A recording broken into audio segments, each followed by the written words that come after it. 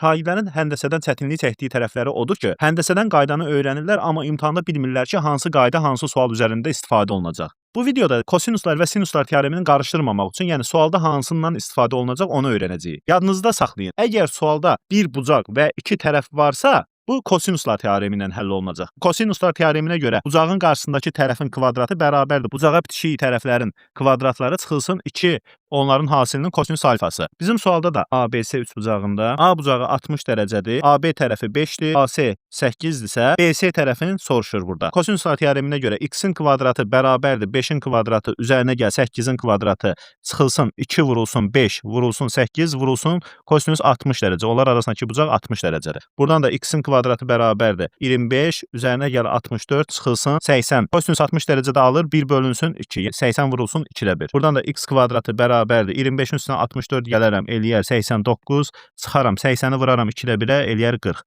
Bərabərdir 49. X kvadratı bərabərdir 49. Deməli x ilə bərabərdir 7. Burada düzgün cavab 7-dir.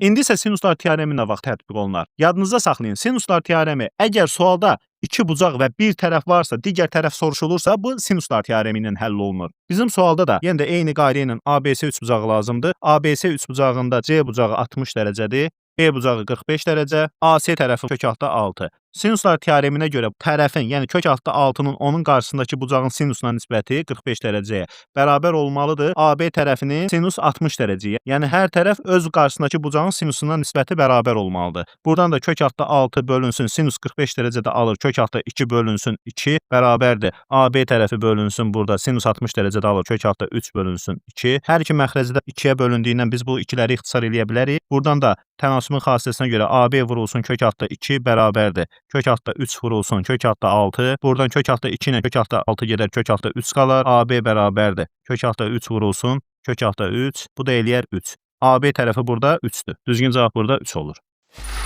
Free audio post production by alphonic.com